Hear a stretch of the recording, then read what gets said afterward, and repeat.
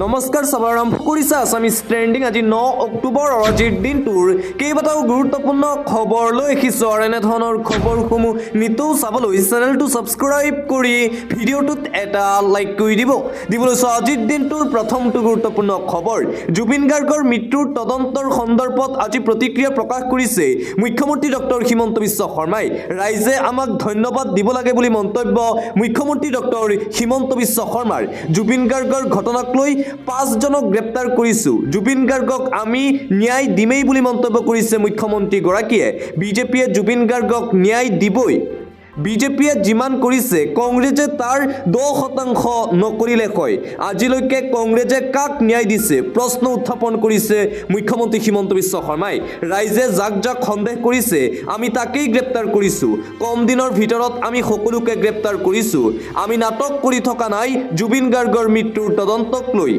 শ্যামকানু মহন্ত সিদ্ধাৰ্থ শৰ্মা অমৃত প্ৰভাক গ্ৰেপ্তাৰ কৰিছো সন্দীপন গাৰ্গ শেখৰজ্যোতি গোস্বামীকো গ্ৰেপ্তাৰ কৰিছো আমি মন্তব্য ৰাজ্যৰ মুখ্যমন্ত্ৰী ডক্টৰ হিমন্ত বিশ্ব শৰ্মাৰ জুবিন গাৰ্গক বিজেপিয়ে ন্যায় দিবই আৰু জুবিন গাৰ্গক আমি ন্যায় দিমেই এইদৰে জুবিন গাৰ্গৰ মৃত্যুৰ তদন্তৰ সন্দৰ্ভত আজি প্ৰতিক্ৰিয়া প্ৰকাশ কৰে মুখ্যমন্ত্ৰী ডক্টৰ হিমন্ত বিশ্ব শৰ্মাই লগতে মুখ্যমন্ত্ৰী হিমন্ত বিশ্ব শৰ্মাই কয় বিজেপিয়ে যিমানখিনি কৰিছে তাৰ 10% কৰিব নোৱাৰিলে কয় গৌৰৱ গগৈ বা কংগ্ৰেছ দলে সমালোচনা কৰি লাভ নাই ৰাইজে আমাক ধন্যবাদ দিব লাগে কিয়নো জুবিন গাৰ্গৰ মৃত্যুৰ ঘটনাৰ তদন্ত আমি বহুত আগবাঢ়িছো অতি শীঘ্ৰে জুবিন গাৰ্গক আমি ন্যায় দিম এইদৰে আজি মন্তব্য কৰে মুখ্যমন্ত্ৰী হিমন্ত বিশ্ব শৰ্মাই দিবলৈছো আন এটা বিগ ব্ৰেকিং নিউজ জুবিন গাৰ্গৰ সৎকাৰ স্থলীলৈ যোৱা যাত্ৰীবাহী বাছ জ্বলিল ৰাজপথত দাউকৈ জ্বলি উঠিল বাছখনত আছিল 60 গৰাকীকৈ যাত্ৰী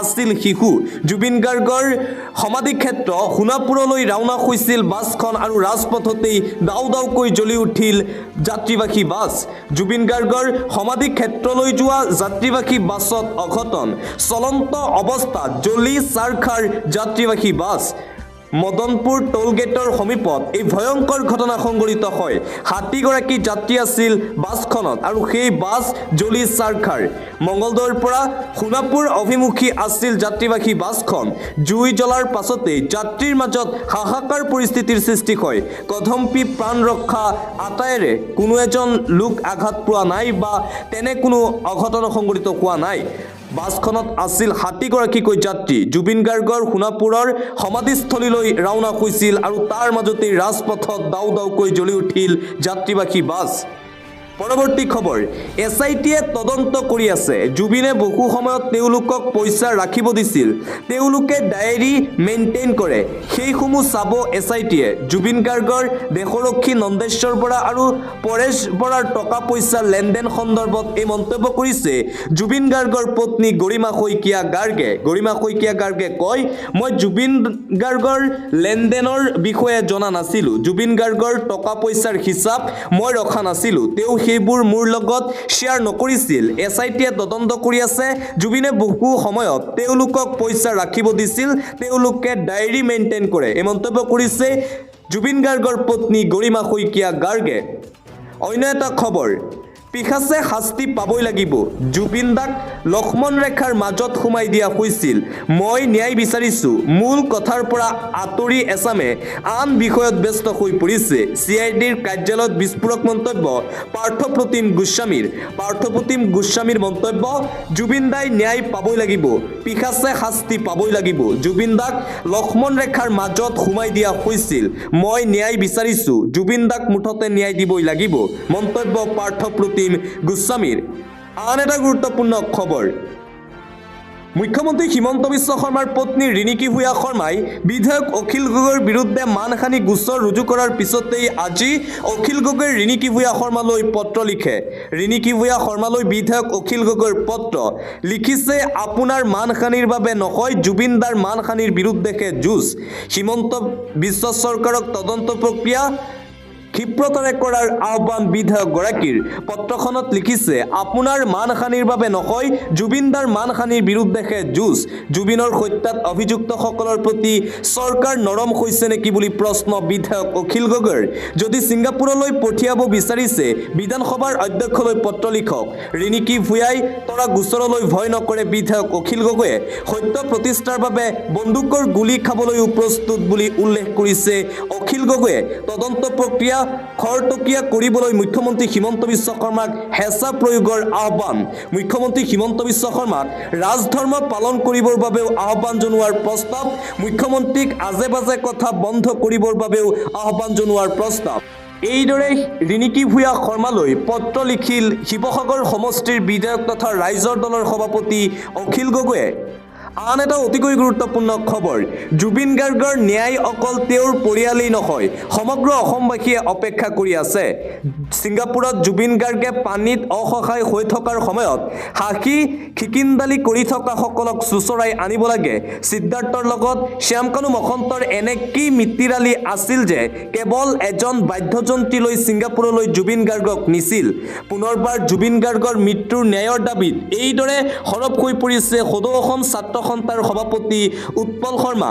জুবিন গাৰ্গৰ ন্যায় অকল তেওঁৰ পৰিয়ালেই বিচৰা নাই, জুবিন গাৰ্গৰ ন্যায় সমগ্ৰ অসমবাসীয়ে বিচাৰিছে, সমগ্ৰ অসমবাসীয়ে অপেক্ষা কৰি আছে। জুবিন দাক ন্যায় দিবই লাগিব, মন্তব্য উৎপল শৰ্মাৰ। আন এটা পলিটিকেল ব্ৰেকিং নিউজ, জ্যেষ্ঠ বিজেপি নেতা ৰাজেন গোহাঁইৰ ভাৰতীয় জনতা পাৰ্টিৰ দল ত্যাগ। প্ৰাক্তন কেন্দ্ৰীয় মন্ত্ৰী আছিল ৰাজেন গোহাঁই। বিজেপিৰ পুৰণি সংঘাতৰ মাজতেই বিজেপি দল ত্যাগ। মোদী চৰকাৰৰ প্ৰথমটো কাৰ্যকালৰ ৰেল প্ৰতিমন্ত্ৰী আছিল গোহাঁই। 4বাৰকৈ নগাঁৱৰ বিজেপি সাংসদ আছিল ৰাজেন গোহাঁই। বাজপেয়ী ভৱনলৈ আহি দল ত্যাগ কৰিছে ৰাজেন গোহাঁইয়ে। জ্যেষ্ঠ বিজেপি নেতা ৰাজেন গোহাঁইৰ ভাৰতীয় জনতা পাৰ্টিৰ দল ত্যাগ। আৰু তাৰ পিছতে এতিয়া অসমৰ ৰাজনীতিত সৃষ্টি হৈছে তীব্ৰ আলোড়ন। 2026 চনৰ বিধানসভা নিৰ্বাচনৰ পূৰ্বে জ্যেষ্ঠ নেতাজনৰ বিজেপি দল ত্যাগে এতিয়া আলোড়নৰ সৃষ্টি কৰিছে। 2026 চনৰ বিধানসভা নিৰ্বাচনৰ পূৰ্বে পুনৰবাৰ বিজেপিত এই মুখ্যম আঘাত দেখিবলৈ পোৱা গৈছে। ৰাজেন গোহাঁইয়ে আজিৰ দিনটোত আনুষ্ঠানিকভাৱে বিজেপি দল ত্যাগ কৰিছে। পৰৱৰ্তী সময়ত কোনটো দলত যোগদান কৰে সেয়া হ'ব লক্ষণীয়। কংগ্ৰেছ নাইবা অসম জাতীয় পৰিষদত যোগদান কৰাৰ পূৰ্ণ সম্ভাৱনা আছে। বাজপেয়ী ভৱনলৈ আহি আজি দল ত্যাগ কৰিছে ৰাজেন গোহাঁইয়ে। বিজেপিৰ পৰা পদত্যাগ কৰিছে ৰাজেন গোহাঁইয়ে। পৰৱৰ্তী খবৰ, প্ৰৱাসী অসমীয়া ৰূপকমল কলিতাৰ চাঞ্চল্যকৰ ভাষ্য, 7-9 10জন আছিল প্ৰৱাসী অসমীয়া। SITৰ তদন্তত এই ৰহস্যজনক তথ্য। জুবিন গাৰ্গৰ ৰহস্যজনক মৃত্যুৰ ঘটনাত নতুন মূৰ। অয়তত 7জন নহয় 10জন আছিল প্ৰৱাসী অসমীয়া। ছিংগাপুৰৰ 10গৰাকী প্ৰৱাসী অসমীয়ালৈ চমন জাৰি কৰিছে CIDয়ে। ৰূপকমল কলিতাৰ ভাষ্যত পোহৰলৈ আহিছে নতুন নাম। 7গৰাকী নহয়, SITৰ নজৰত আৰু আন 3 অসমীয়া। 10 প্ৰৱাসী অসমীয়াক অসম CIDত হাজিৰ হোৱাৰ চমন। জুবিন গাৰ্গৰ ৰহস্যজনক মৃত্যুৰ ঘটনাত এতিয়া নতুন মূৰ দেখিবলৈ পোৱা গৈছে।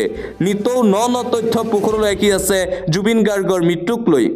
অন্য এটা খবৰ, জুবিন গাৰ্গে ন্যায় নাপায়। মই পৰিয়ালৰ মানুহ হৈয়েই এই কথা কৈছোঁ, জুবিন গাৰ্গে কেতিয়াও ন্যায় নাপায়। মই একেটা পৰিয়ালৰ হৈয়ে জুবিনে ন্যায় নাপায় বুলি কৈছোঁ। জুবিন মানুহটো যে নাইকিয়া হৈ গ'ল সেইটোৱেই এতিয়াও ডাঙৰ প্ৰশ্ন। জুবিনক অৱহেলা কৰি মৃত্যুৰ মুখলৈ ঠেলি দিয়া হ'ল। এসাঁজ খাই এসাঁজ নাখাই জুবিনে ময়ে সংগ্ৰাম কৰিছিলোঁ। জুবিনৰ মৃত্যুৰ সন্দৰ্ভত বন্ধু দিগন্ত শৰ্মাৰ এই ডাঙৰ মন্তব্য। জুবিন গাৰ্গে ন্যায় নাপায় বুলি মন্তব্য।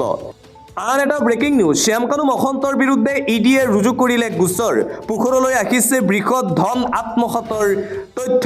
বিপদ নিশ্চিত প্ৰবঞ্চক শ্যামকানু মহন্তৰ। আনুষ্ঠানিকভাৱে গোচৰ ৰুজু কৰিছে EDয়ে শ্যামকানু মহন্তৰ বিৰুদ্ধে।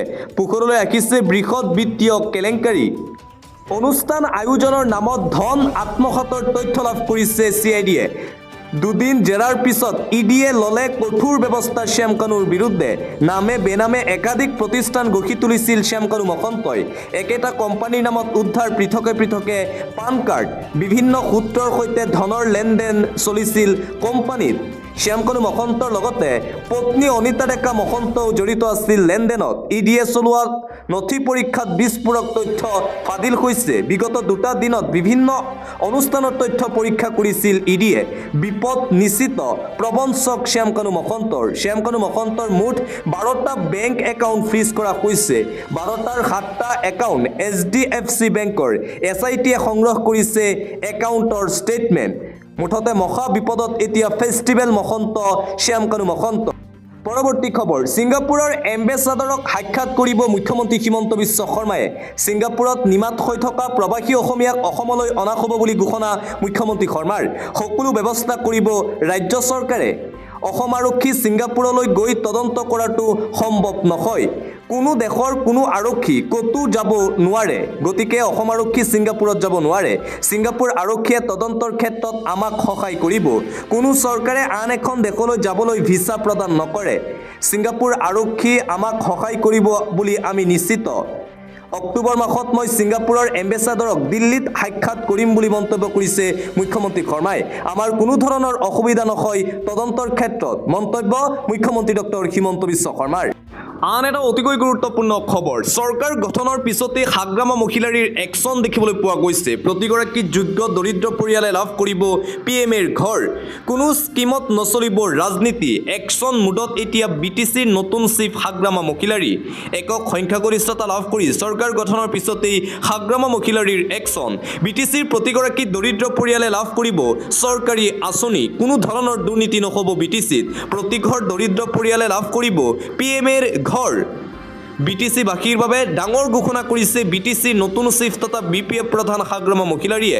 কাইলৈৰ পৰা PMৰ ঘৰৰ বাবে কৰা হ'ব ছাৰ্ভে আৰম্ভ হ'ব কাইলৈৰ পৰা। জৰীপৰ সময়সীমা বঢ়াই দিবলৈ মুখ্যমন্ত্ৰীক অনুৰোধ হাগ্ৰামা মহিলাৰীৰ।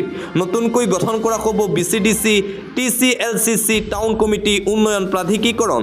কোনো চৰকাৰী আঁচনিত দুৰ্নীতি নচলিব এতিয়াৰে পৰা BTCত।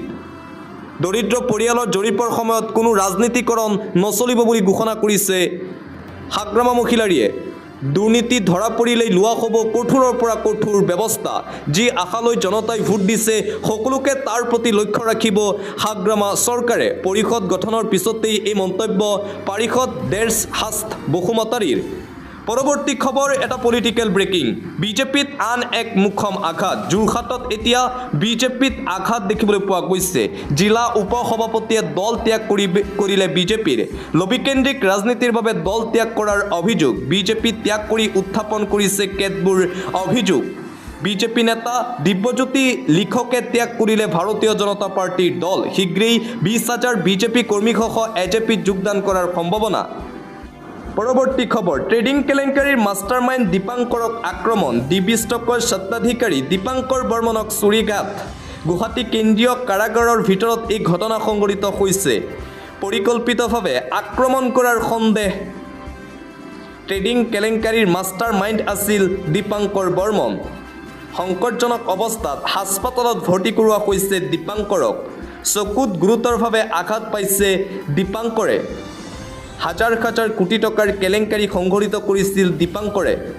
DB ষ্টকৰ স্বত্বাধিকাৰী দীপাংকৰ বৰ্মনক এইবাৰ কাৰাগাৰতেই ভয়ংকৰ আক্ৰমণ।